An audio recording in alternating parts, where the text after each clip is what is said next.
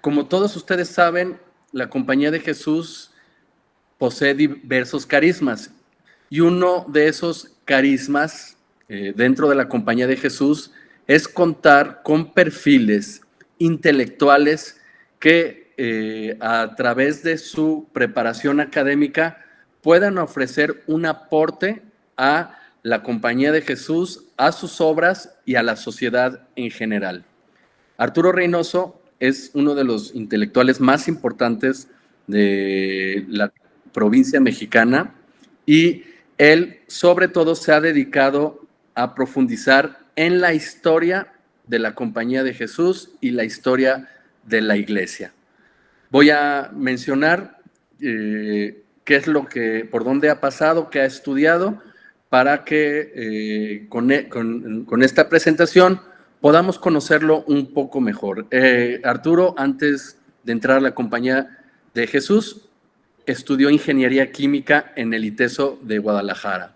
Él es licenciado y maestro en Filosofía, licenciado en Ciencias Religiosas por la Universidad Iberoamericana de la Ciudad de México y tiene doctorado en Teología con mención en Historia del Cristianismo en la Facultad Jesuita de París, el Centro Sèvres, en París, Francia.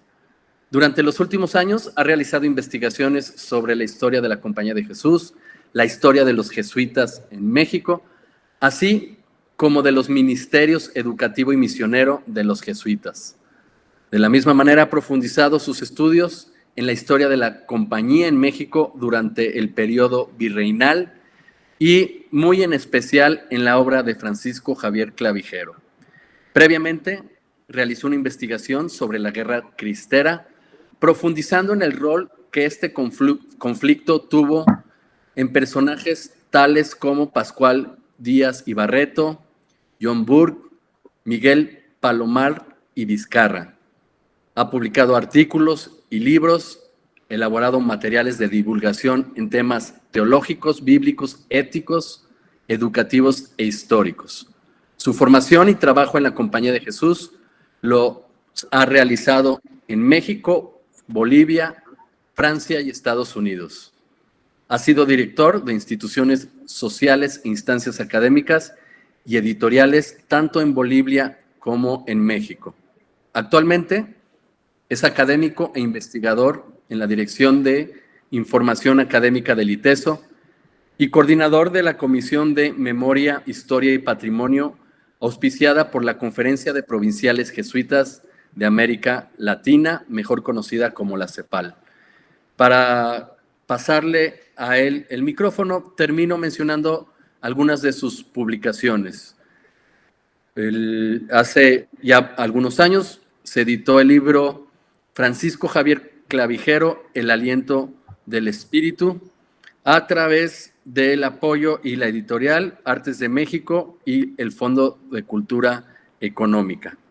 Otras de sus publicaciones, El banquete filosófico de Clavijero, en Los jesuitas y la construcción de la nación mexicana, Un sacrificio glorioso, la tradición de un panegírico, también en la revista Artes de México, Los jesuitas exiliados en los estados pontificios, en el anuario de la Compañía de Jesús, algunas discusiones en torno a la enseñanza de la filosofía en los colegios jesuitas durante el siglo XVIII, en Chipetotec, Los jesuitas y la independencia de las Américas, también en Chipetotec, la restauración de la Compañía de Jesús en México durante el siglo XIX, logros y adversidades.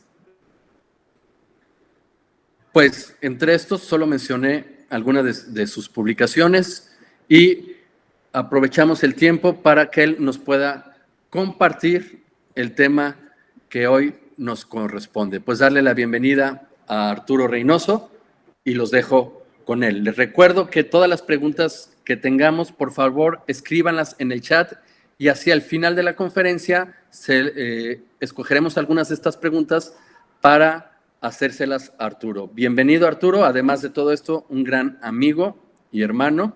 Pues nos da mucho gusto que esté con nosotros. Bienvenido. Muchas gracias al padre Gustavo, muchas gracias al padre Jorge Ochoa también, ¿no? A los equipos del Instituto de Ciencias, del Centro de Ignacio de Espiritualidad y los otros centros de Ignacio de Espiritualidad. Mira, comenzamos 5 minutos después, porque el padre Gustavo dijo, bueno, el padre Arturo, académico y demás, estudia mucho, pero no entiende la tamarrita, ¿no? Pero tampoco mis reverendos amigos padres están aquí, porque no sabemos cómo poner el modo presentación de lo que ustedes están viendo aquí. Estamos en modo edición. Yo hubiera querido ponerlo en modo presentación, ¿no? Pero, pues bueno, vamos a hacerlo de esta manera. Si alguno sabe cómo se puede hacer en modo visión, que tremendamente, pues nos lo manda en el chat. El padre Gustavo lo va a ver en el chat y ya nos dice, hacemos lo hacemos. Si no, vamos a verlo ahorita en modo presentación, en modo edición. Creo que se alcanza a leer lo que voy a tratar de compartir con ustedes. Bueno, me voy a ir un poco acelerado, me van a disculpar, porque tenemos poco tiempo y tampoco los queremos cansar, ¿no?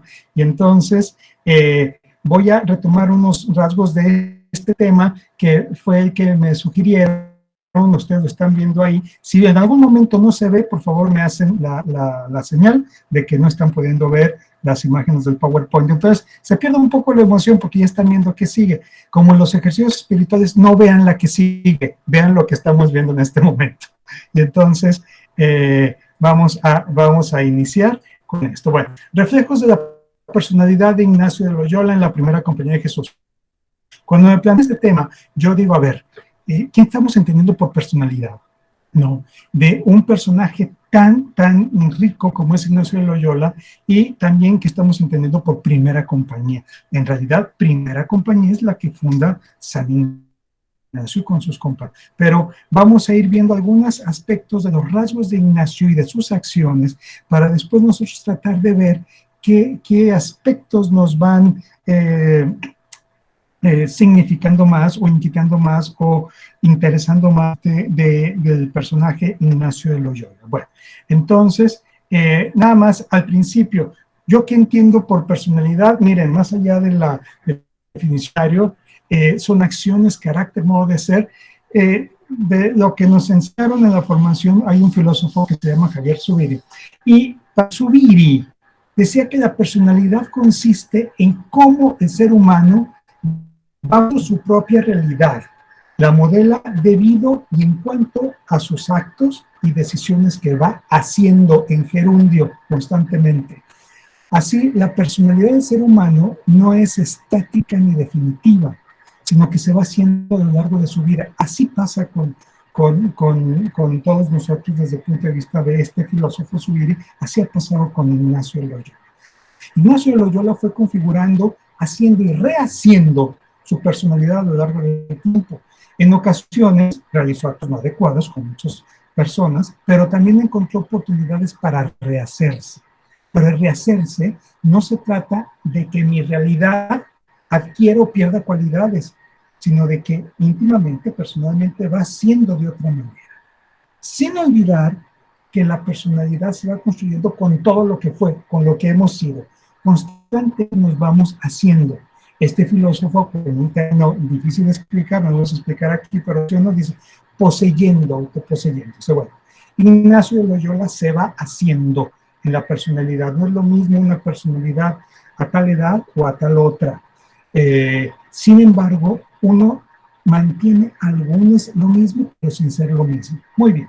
Ignacio de Loyola. Bueno, siguiente, ¿no? Ignacio de Loyola, una personalidad en un entrecruce de tiempo. De los personajes notables de la historia, suele afirmarse que fueron hombres y mujeres de su tiempo, es como hasta una morquilla en muchos discursos. De Loyola se ha dicho lo mismo, aunque en su caso, yo creo que es más apropiado considerarlo como un hombre de varios tiempos.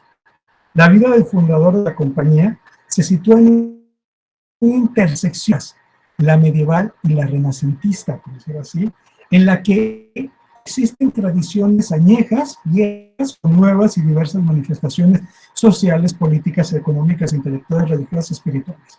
Tal intercruce de épocas se reflejará en una personalidad que decide, que se decanta e integra según lo que busque y desee, acciones y actitudes propias, ya sea de un tiempo, por decirlo de alguna manera, ya sea de otro tiempo. Ahora bien, un primer rasgo que quiero ubicar aquí es una tensión dinámica en la personalidad de Ignacio de Loyola.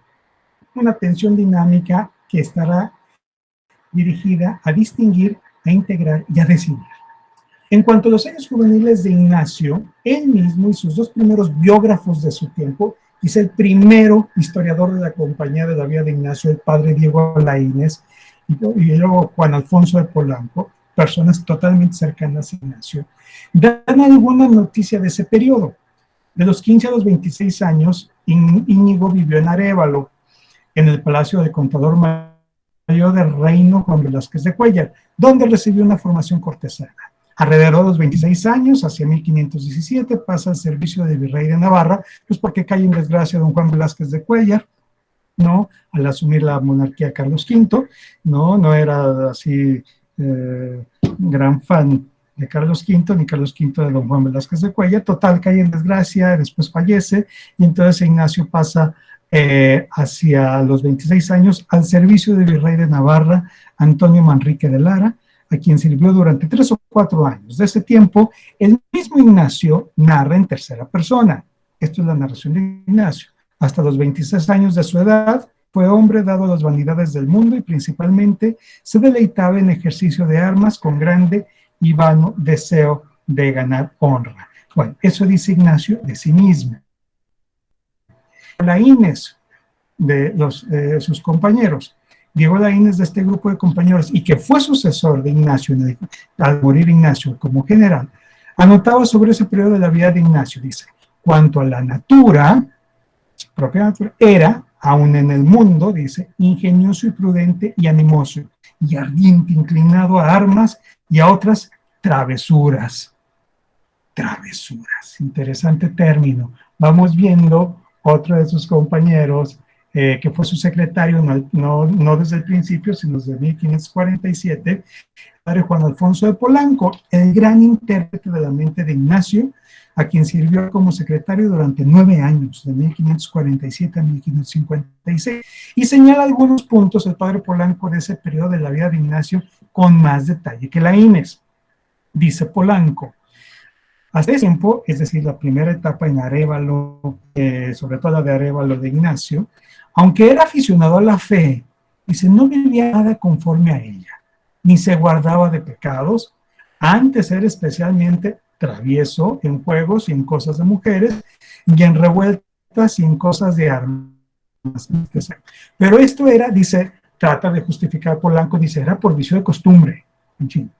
Con todo ello dejaba conocer en sí muchas virtudes naturales, porque primeramente era de su persona, dice, recio y valiente, y más aún animoso para acometer grandes cosas.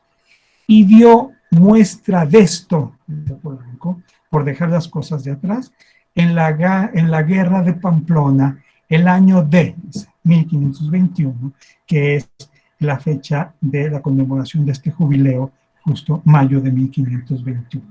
Bueno. También dice Polanco, de grande y noble ánimo y liberal, también dio muestras en muchas cosas de ser ingenioso y prudente en las cosas del mundo. Interesante esto.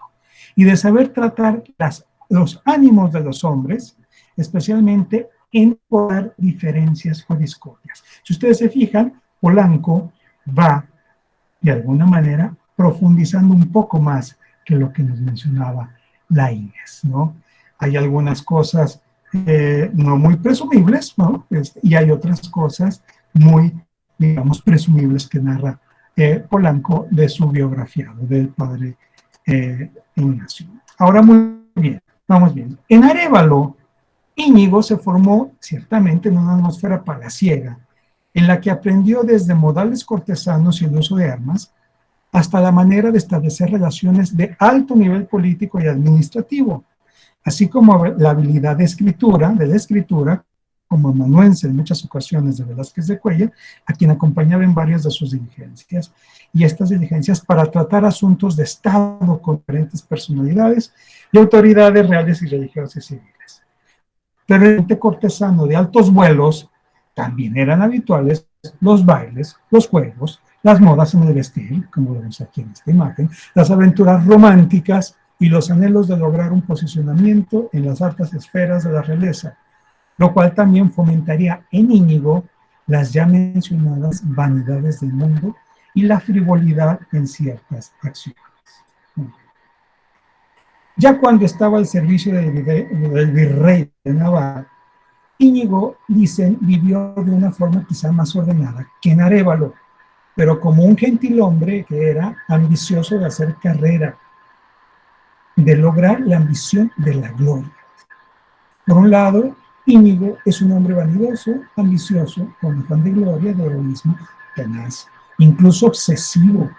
Algunos creen que esta obsesión se vio reflejada constantemente, incluso en algunos rasgos de la espiritualidad, con esta insistencia en el analizar, en la conciencia, en fin, con anhelos de ser visto y reconocido, pero también es un hombre de lealtad, de gran lealtad, de valentía, de voluntad intensa, actitudes nobles. Aquí ya se vislumbra esa tensión de actitudes y valores, mundanos por un lado, sublimes por otro. En ese contexto llegamos a esta fecha importante, fundamental, ¿no?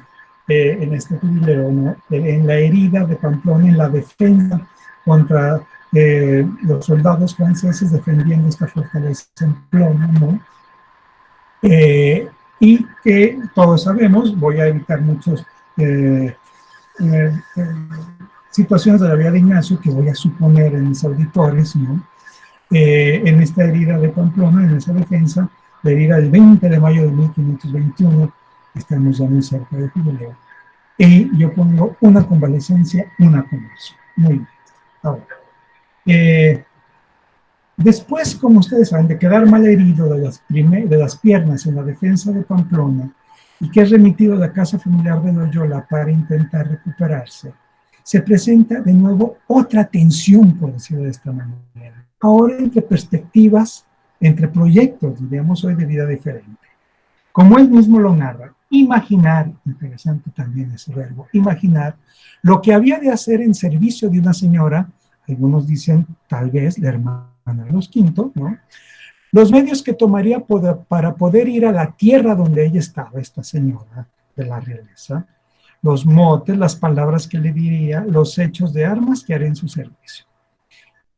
Por otro lado, imaginar ir a Jerusalén descalzo por los libros que le dieron a leer, las vidas de santos y de la vida de Cristo, de Rodolfo de Sajonia, y en no comer sino hierbas y en hacer todos los demás rigores que veía haber hecho en los santos.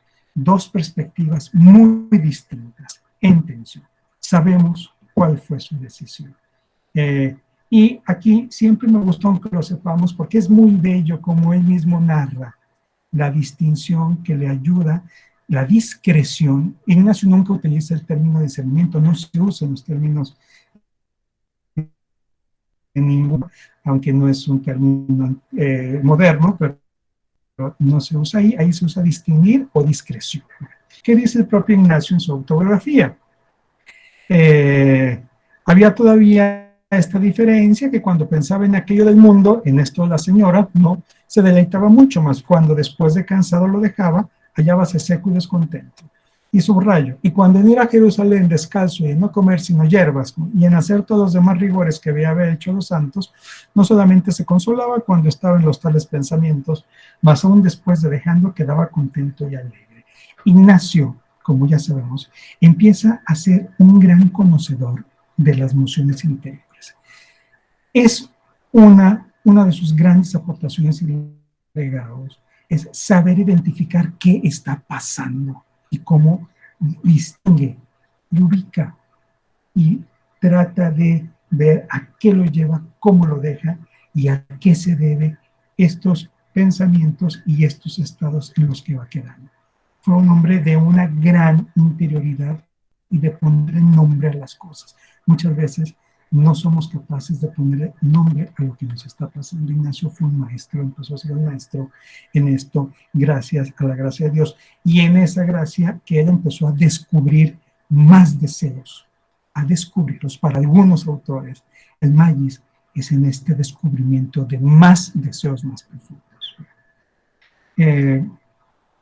Y como sabemos, esto, después de esa decisión, ya sabemos cuál fue su decisión, llega el peregrino. Aquel gentilhombre ahora es un peregrino, ¿no? Que tiene el deseo de llegar hasta Jerusalén y los territorios de España, que hace este recorrido. Y nos vamos a detener porque es importante en esta moldear la personalidad en lo que muchos de ustedes ya saben, Manresa, ¿no? Manresa, cerca de Barcelona, muy cerca del monasterio, del monasterio benedictino de Montserrat, ahí se detiene Ignacio. Bueno, experiencia, y aquí me centro en esta experiencia famosa de Cardoner, ¿no? En esto de la atención, porque la atención ya no fue ahora entre el proyecto de la dama y el proyecto de esta vida de hierbas de penitencia, ¿no? Que al mismo tiempo reflejaba también quizá una heroicidad que había aprendido antes, ¿no? Pero ahora la atención más bien va en cómo aprender esta experiencia de Dios. Muchas veces decimos, no se dice entre lo bueno y lo malo, entre lo bueno y lo mejor. Ignacio ya había optado por algo, pero no se acababa el camino de discernir, de distinguir. La atención no solamente se presentó para distinguir entre dos proyectos diferentes, sino también en saber valorar e integrar todo aquello que le ayudaría para seguir la voz de Dios, como se le aclaró en Manresa en la experiencia junto a Río Cardona.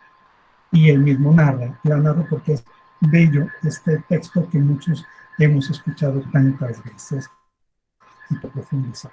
Y estando allí sentado, dice Ignacio, una vez que iba a rezar a una pequeña capilla, se lo tiene frente al río Cardonero, en ese pueblito de Manresa, y estando allí sentado se le empezaron a abrir los ojos del entendimiento, abrir los ojos del entendimiento.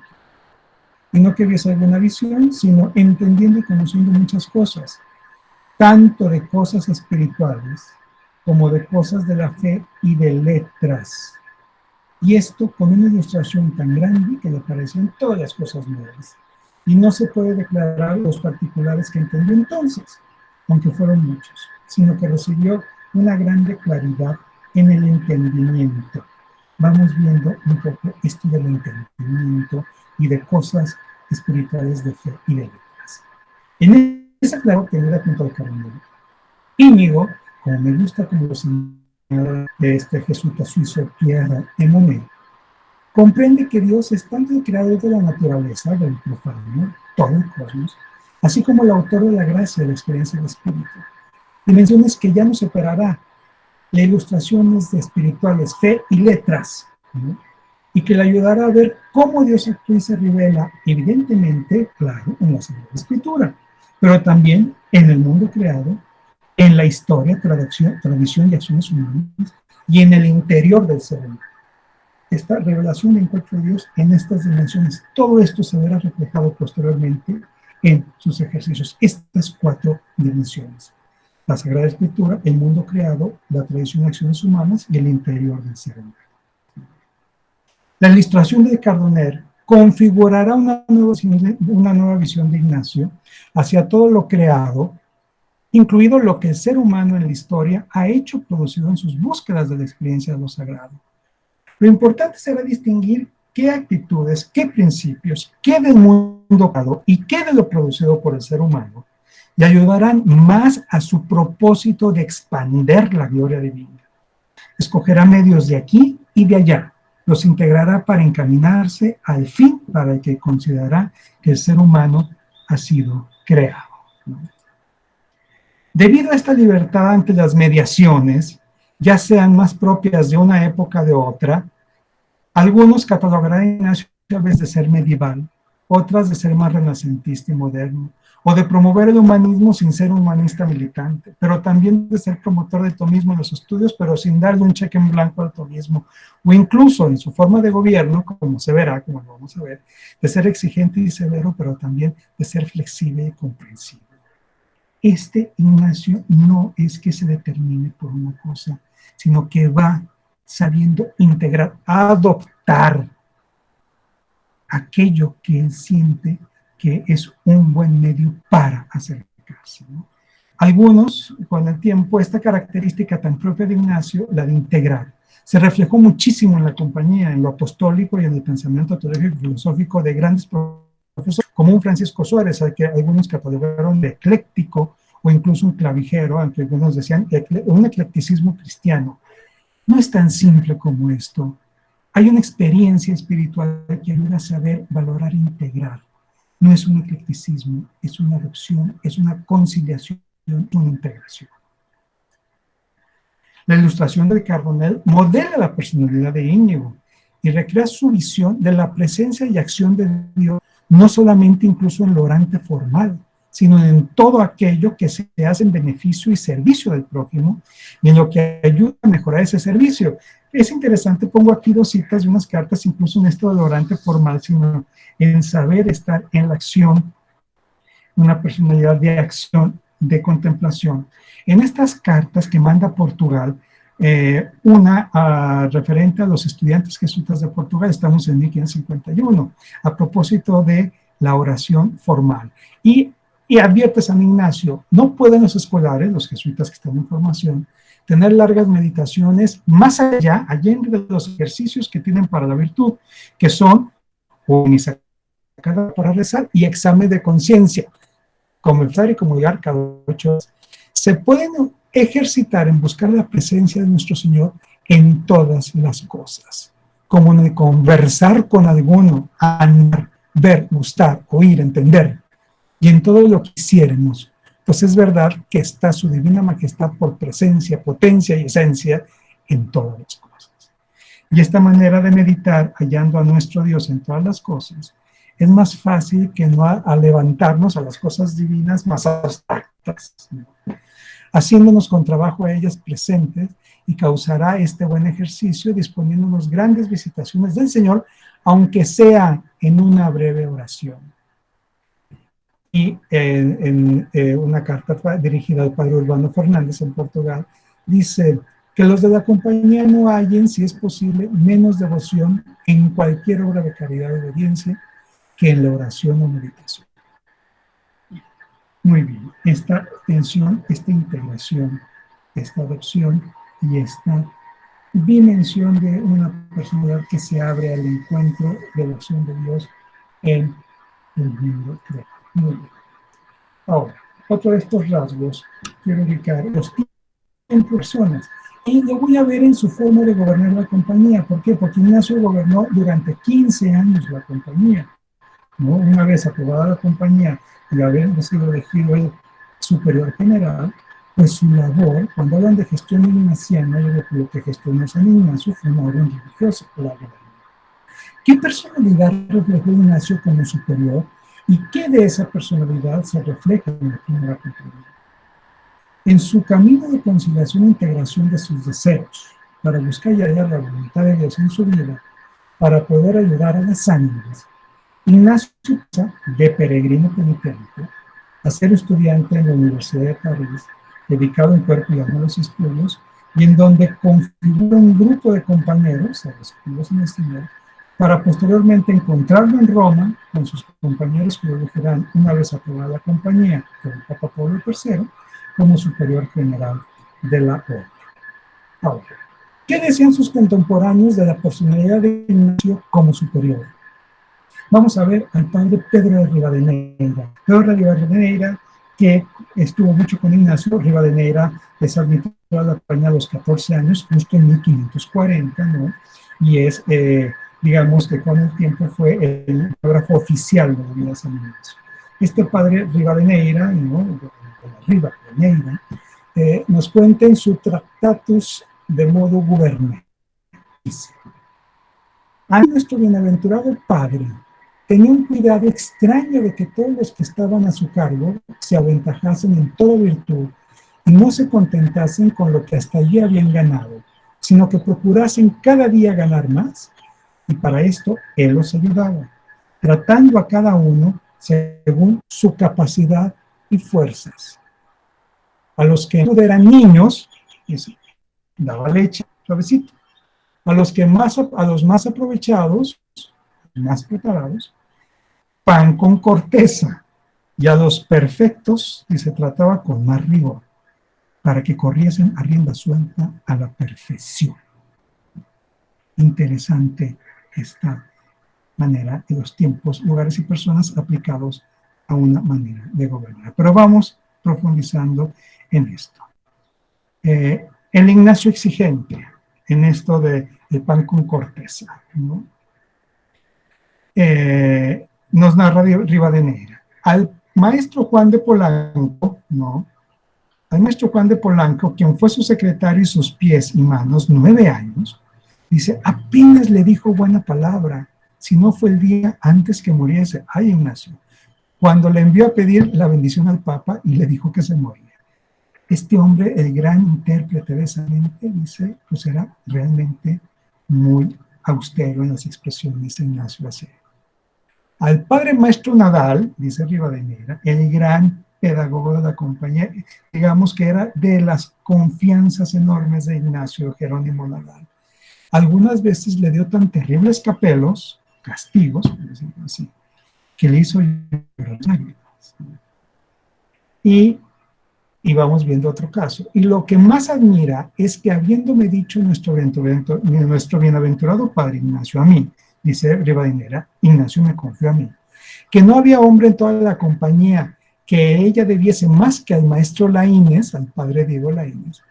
El posterior año antes que muriese, Ignacio le trató, dice, con tanta aspereza, que después que me contó el mismo padre Laínez, que algunas veces se halló tan apretado de aquel tratamiento, que se volvió a nuestro Señor y le decía, Señor, ¿qué he hecho yo contra la compañía para que este santo me tratara de esta manera? Este es el Ignacio exigente, que alcanza a leer y a percibir que estos colaboradores suyos, ¿no? Él piensa que con esta actitud les va a hacer sacar lo mejor de ellos a poderlos potenciar. Pongo estos ejemplos, dice Rivadeneira, aquí, no para que los superiores que hoy gobiernan la compañía los imiten. Si hay que algún superior de la compañía, pues, porque más son admirables que imitables y propios de una patriarca de una religión como la compañía, sino para que todos los superiores sepan lo que deben hacer con sus súbditos, que es no contentarse con que viva guardando la regla exteriormente y sin escándalo, sino que procuren aventajarlos en toda virtud, midiéndose primero a sí con la debida y justa medida, y después a los otros conforme a la condición, capacidad y mérito, está muy escrito esto, mérito de cada uno, y conforme a la calidad y opinión que hay de la persona de superior. El que ejerce autoridad, la autoridad es aquel que ayuda a crecer a los demás. Es algo que me gusta compartir, es algo que yo leo en este personaje, en esta personalidad, preocupado por ayudar a crecer a los demás. Hubo otras expresiones muy duras contra Ignacio. Por ejemplo, dos de sus compañeros, Bobadilla, escribió al Papa Pablo IV después de la muerte de Ignacio, dice, acusando a Ignacio que era un padre y un patrón despótico que hacía lo que quería, dice, a propósito de la escritura de las Constituciones. Simón Rodríguez, ciertamente sentido con Ignacio por forzarlo a dejar Portugal e ir a Roma, decía que Ignacio era un padre que amaba a sus hijos, dice, de palabra más que los hechos. Estaba muy dolido ciertamente Rodríguez, y cuya autoridad suscitaba revuelta y cólera. Y sin embargo, no podemos, me gusta ubicar esto con lo que sintetiza de alguna manera el gran confidente de Ignacio, el padre Luis González de Cámara, ¿no? En su memorial. Luis González de Cámara, a propósito de esta personalidad en el gobierno, dice, da mucho que pensar cómo nuestro padre se vale de medios opuestos para cosas que parecen iguales. A uno le trata con gran rigor y a otro con gran rigor. Y después de que pasa, se ve siempre que aquel era el remedio, aunque antes no se entendía. Pero siempre se inclina más al amor, más aún hasta el punto de que todo parece amor. De este modo es tan querido por todos, dice González de Cámara, que no se conoce a ninguno de la compañía que no le tenga grandísimo amor y que no piense que el Padre le ama mucho. En Ignacio hay una amalgama en esta personalidad de bondad y de firmeza, de tranquilidad y en ocasiones de reacciones severas. Algunos dicen que ponían a temblar a todos que vivían de repente cuando algo le podía indignar. Pero también de suavidad y de rigor, dependiendo del tiempo, el lugar y la persona. Y también otorgaba gran confianza en sus súbditos, teniendo en cuenta las circunstancias particulares en las que se encontraban, e incluso, a pesar de que les indicara una decisión, esta no era absoluta ni restrictiva. Ignacio, señal de Monet, no fue el superior militar que algunos han pretendido. La obediencia, como él la concebía, no tiene nada que ver con un uso de cuartel, sino que se situó en la línea del discernimiento y de la búsqueda de la voluntariedad. Por ejemplo, el padre Manare, superior del Colegio de Loreto, que preguntaba a Ignacio sobre qué regla aplicar en un caso determinado, Ignacio le responde, le dice, haga como usted vea y como la unción del Espíritu le enseñará. Adapte las reglas a la situación como usted puede. Ignacio decía, el hombre da las órdenes, pero Dios da la discreción. Quiero que en el futuro usted actúe sin escrúpulo, teniendo en cuenta las circunstancias a pesar de las reglas y de las órdenes. Rasgos interesantes en la forma de gobierno de esta personalidad. Otra parte de otros aspectos que quiero compartir con ustedes de la personalidad es la tenacidad y fidelidad a la iglesia, algo que también se refleja en la primera compañía. Sabemos, ubicamos Jerusalén, Ignacio se quiere quedar tenaz hasta Jerusalén y ya hasta el final, que no puede porque viene la amenaza de excomunión, Ignacio evidentemente no se revela, asume y regresa y deja aquella gran ilusión de Jerusalén, la deja por el momento. La aprobación misma de la compañía, una compañía que no tenía el coro, sin hábito, en movilidad constante, sin vivir en un convento o monasterio, sin exigir notabilidad en las prácticas de mortificación corporal, tenaz en esto, pero siempre con la conciencia de y la asunción de respetar, seguir, incluso la decisión que tomaran los pontífices respecto a la aprobación de la compañía. O la cuestión del número de profesos en la compañía limitado a 60, lo acepta y tenaz, en 10 años logra que se modifique este número de profesos. O con la elección de Pablo IV, en donde dicen que se descompone un poco porque Pablo IV no era, digamos, que gran amigo de San Ignacio, en el San Ignacio de Pablo IV, pero se antepone la libertad, la fidelidad y el saber que muchas veces la tenacidad le va a ayudar a poder resolver las situaciones difíciles, pero siempre salvaguardando esta gran fidelidad a la iglesia. Otro de los aspectos de esta personalidad es esta audacia evangélica, que no hay audacia evangélica sin confianza en la experiencia de Dios. Desde sus tiempos de juventud, Ignacio evidenció una personalidad fuerte, confianza en sí mismo e incluso una mezcla de valentía y osadía, como lo demuestra en la defensa de la fortaleza de Pamplona.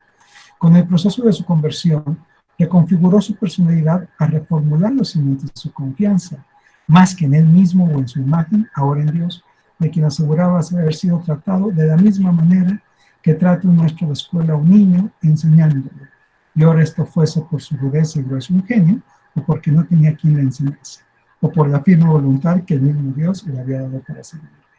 Esa experiencia de confianza fortaleció evidentemente una audacia evangélica que se refleja, ¿no?, en las empresas y exploraciones de un Francisco Javier, de un Mateo Ricci a finales del 17 y principios del 16 y el 17, o un Francisco Javier en el 18, quien en su enseñanza de la filosofía asumen un deber de inteligencia con un compromiso surgido de una experiencia que les da confianza para buscar la verdad y lo mejor en terrenos y en sistemas filosóficos, científicos, incluso religiosos, diversos e incluso adversos a sus propias convicciones religiosas. El servicio, algo tremendamente enraizado en esta personalidad y un modo de proceder.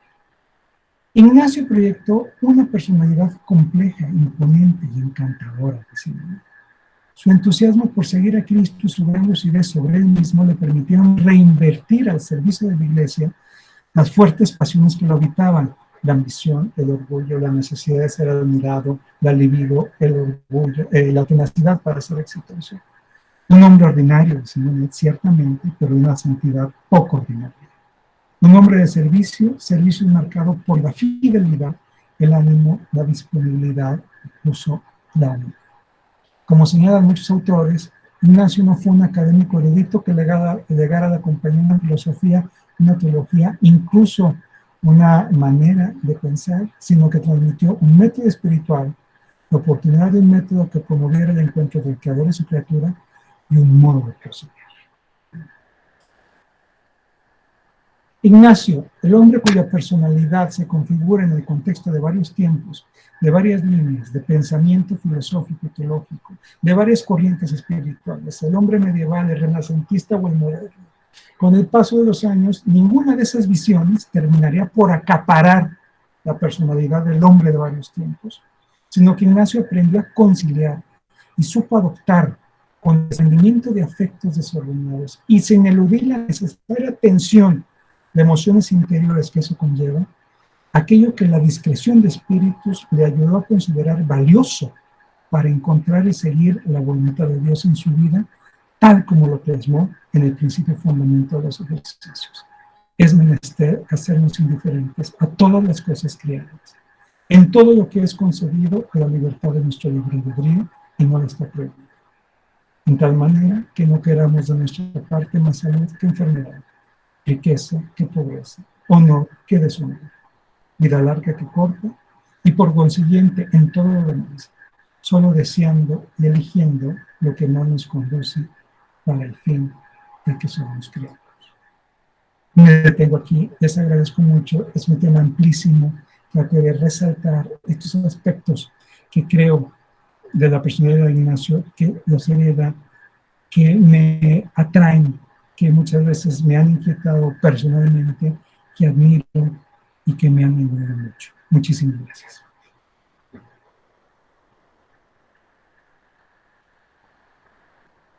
Muchísimas gracias, Arturo, por su exposición.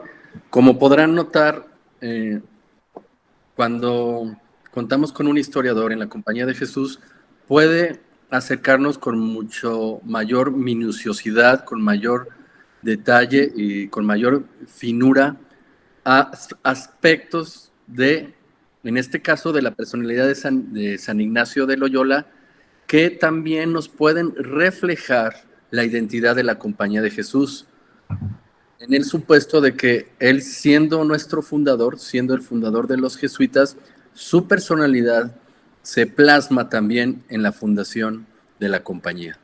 En este sentido, vamos a abrir el panel para quien quiera compartir alguna pregunta, alguna inquietud sobre este tema, que lo pudiera realizar. Entonces, las preguntas que tengan, repito, por favor, escríbanlas en el chat para que así se las podamos preguntar a el padre Arturo. Adelante. Perdón, y me disculpo por de repente irme muy acelerado. Se ve que tenemos poco tiempo, ¿no? Y espero que se haya podido apreciar un poco la presentación.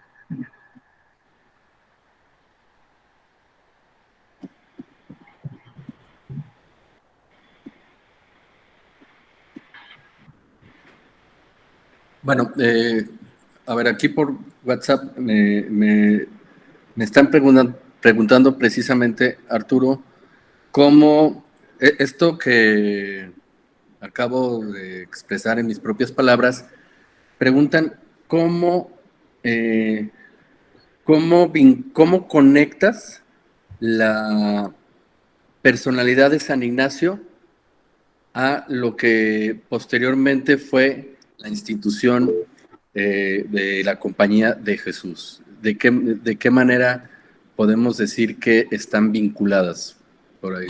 Mira, yo creo que, o sea, evidentemente cuando decimos la Compañía de Jesús, también es una cuestión muy compleja y muy amplia, ¿no? Es decir, yo creo que en el modo de proceder, la Compañía de Jesús trata también, este rasgo fundamental de tiempos, lugares y personas. Es algo que se hereda, que se trata de continuar. Muchas veces es algo que ayudó a la compañía, pero que al mismo tiempo la confrontó con muchas cosas. El hecho de incluso no aplicar lo mismo en un lugar o en otro, una persona o en otra, o un método apostólico en un lado o en otro, o el abrir un estilo de evangelización, por ejemplo, China, en Richie, ¿no? Pero que van viendo las circunstancias, van adaptando, van integrando. Esto se refleja mucho en el deseos y en la personalidad de Ignacio, en estas personalidades misioneras, ¿no? Y creo pero que no todo fue bonito y rosa. Esto confronta, esto llega incluso a producir ataques, ¿no? Esta adaptación, esta integración, ¿sí? Entonces, de alguna manera, hay veces que se sintió más fuerte esto, hay otros momentos en que la compañía se replegó un poquito más, ¿sí? Dadas las circunstancias también geopolíticas, ¿no? Y hay momentos en que la compañía se lanza mucho más para las cuestiones de esta audacia evangélica y de este servicio, ¿no? Nos tenemos que ir por tiempos y por épocas, ¿no? Sí, sí, sí. Muy bien. A ver, tenemos otra pregunta. Dice, un participante dice, aunque sabía de su firmeza, me ha admirado el modo tan severo con que trató a Laínez. Me cuesta creer que éste se sintiera amado por San Ignacio. Sentía queridísimo, es decir, Laínez es que, a ver, hay que ubicar que hay Ignacio, Laínez se conocen en París. Ignacio lleva más, fíjense, en París, cuando llegan a estudiar, Ignacio tiene, cuando están ahí, pongan 43 años. El que más se le acerca a los primeros compañeros es un y Javier, tienen 28, o sea, son 15 años menores. Es decir, incluso más joven que Salmerón, en París, que lleva 24 años, lleva San Ignacio. San Ignacio. No te alejes de la cámara, Arturo, porque se pierde el micrófono. San Ignacio, según yo no lo veo, San Ignacio es alguien que conoce de la experiencia de Dios y es alguien que quiere muchísimo a la gente, ¿no? A sus compañeros. Eso lo sabe la Iglesia. Eso lo sabe Nadal, eso lo sabe Polanco. Es decir, saben que Ignacio quiere y pretende estar al servicio de que ellos se potencien lo mejor para ellos. No saben que, o sea, nunca ubican que ven contra ellos. Jamás ubican eso, ¿no? Saben que está a favor de ellos. La severidad nos puede cuestionar en este sentido. Y cuando ellos veían de repente que algunos otros los trataban con una suavidad, pero es decir, a estos más frágiles no se puede, hay otra manera de que saquen lo mejor de ellos. Entonces, yo creo que la Iglesia, evidentemente, y si así está constatado, no, jamás se puede considerar a Ignacio como un santo, como alguien a quien le debía muchísimo. Así lo escribe la Iglesia. Gracias, Arturo. Dice, ¿qué crees que nos diría San Ignacio de Loyola a los jesuitas de México en la actualidad? Ay, Dios mío. No, es que son preguntas medio... o sea, yo creo que podría decirnos lo que diría a este padre de Portugal, o a este padre de Loreto, rector de Loreto. Aquí están las cosas. Usted tiene discernimiento que adapte, pero no pierda de vista. Tiene que fincarse en una experiencia de Dios, ¿no? Y tiene que saber lugares y personas, y que tiene que tener mucho el cuerpo de la compañía, ¿sí? Tener esta audacia y poder estar siempre en el servicio, ¿no? Pero lo que nos diría es que no es que Ignacio dicte algo, Ignacio nos diría, viva su experiencia espiritual y sea fiel a lo que Dios le dice en su corazón. Eso nos diría. Para eso son los ejercicios. Los ejercicios no son no son recetas. Los ejercicios son, como decía Michel de Certeau, son como un libreto de ópera, pero sin música. Cada quien la conoce, cada quien va construyendo. Me dicen que el sonido está un poco raro.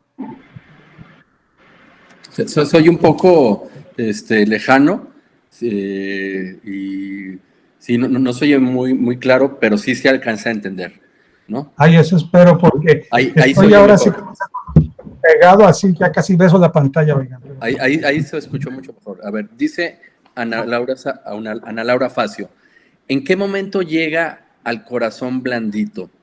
¿Por qué muestra hoy una personalidad más fuerte que lo pensado? Qué bien que finalmente llega a rigidez en la norma y suavidad en la forma. Pero es que, a ver, es que no podemos quedarnos solamente. Yo dije aquí unos rasgos de esta severidad, pero también dije unos rasgos de esta blandura y esta suavidad y este amor, ¿no? Es decir, que no se nos vaya el tiempos, lugares y personas, ¿no?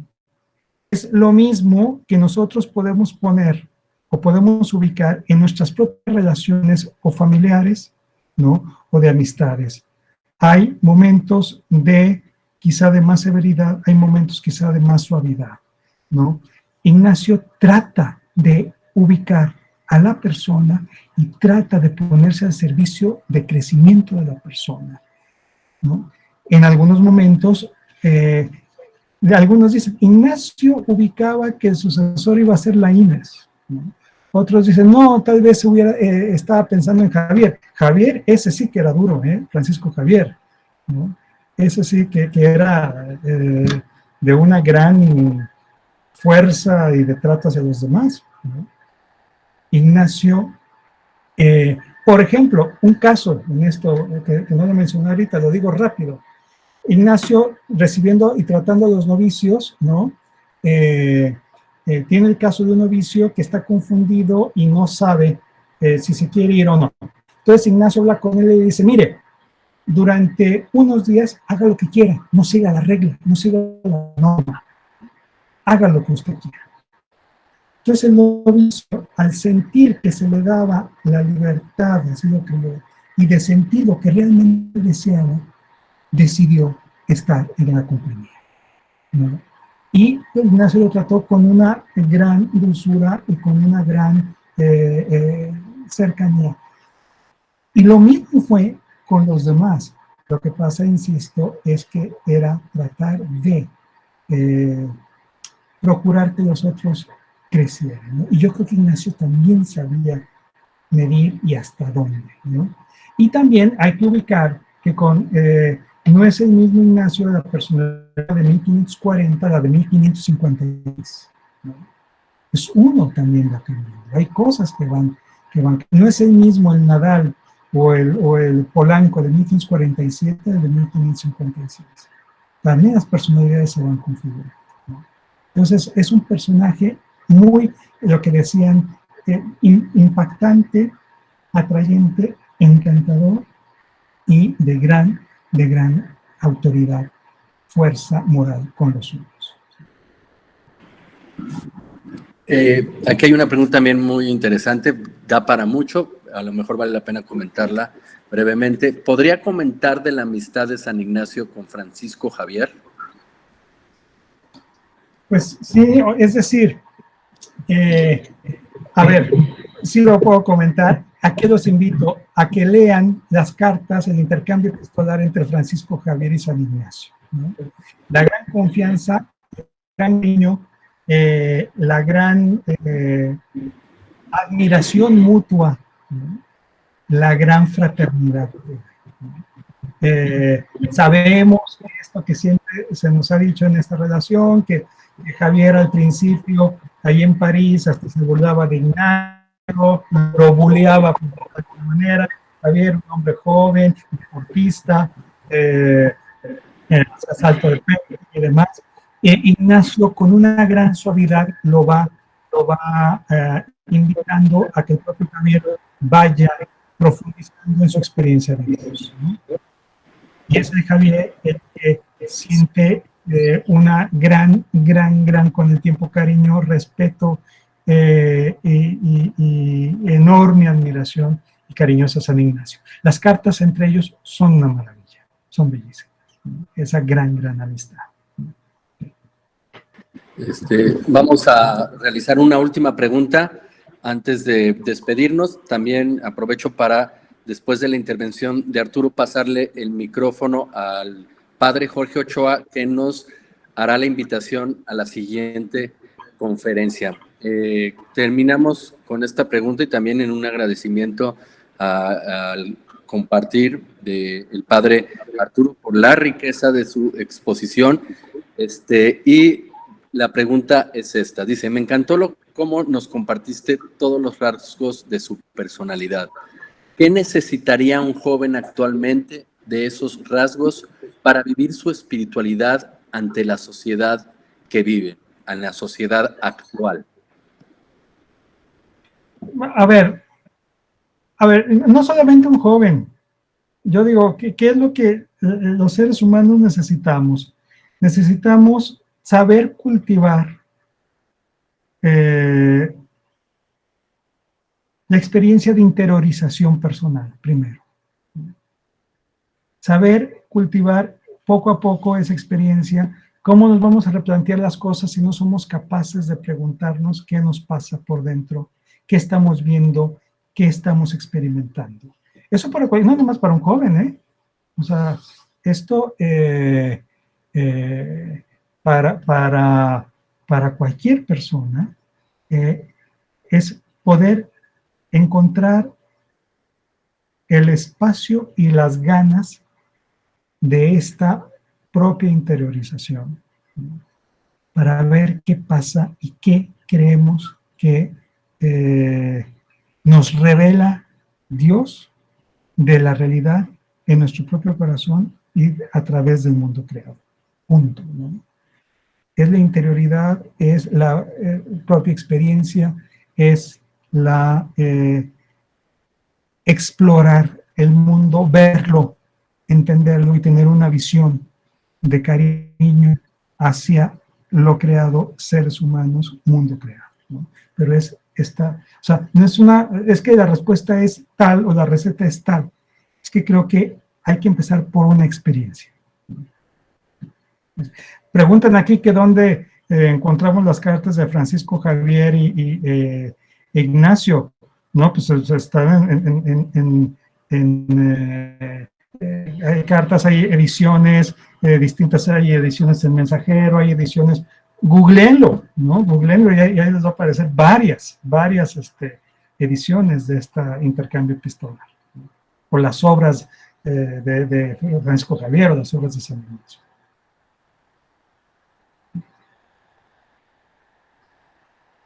Muchas gracias, Arturo. Le pasamos a Jorge el micrófono. Les recuerdo que esta conferencia va a quedar grabada y se va a subir a la página del Instituto de Ciencias, así como de los distintos centros de espiritualidad, para que también inviten a las personas que no tuvieron la oportunidad de ver esta conferencia a que puedan disfrutarla y aprovecharla. Adelante, Jorge Ochoa.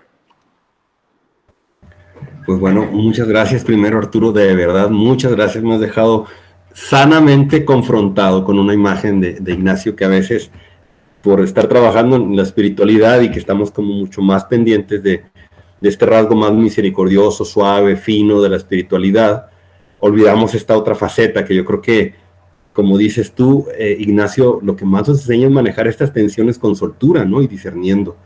Entonces, de verdad, muchas gracias en lo que a mí respecta y creo que para pues, todos nosotros.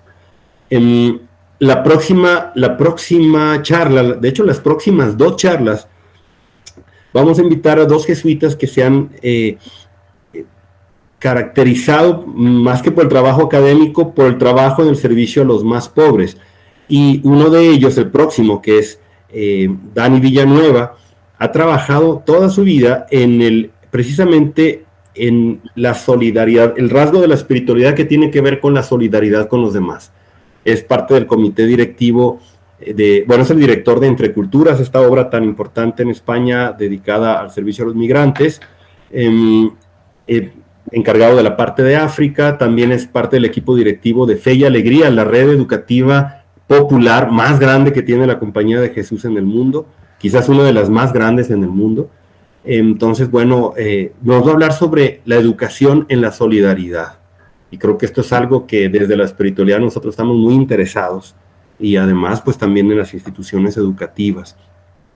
Entonces los invitamos, va a ser a las 12 de mediodía, y el día, aquí lo tengo, 19 de mayo, a las 12 horas, hora de Ciudad de México. Recordemos, él está por allá en Europa, entonces necesitamos hacer ese cambio de horario.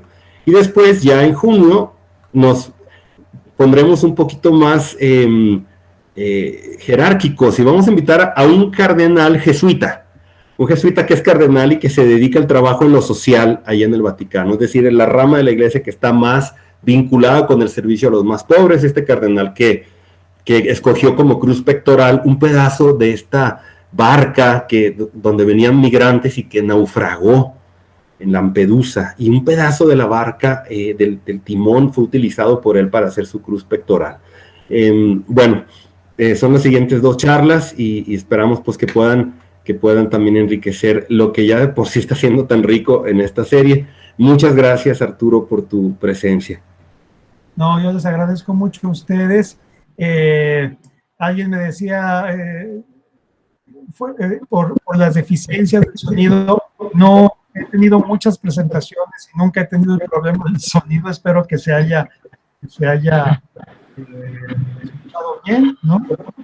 Dentro de lo posible. Y pues me hubiera gustado que la presentación hubiera sido en modo visión, no en modo edición, pues porque también cambia un poco la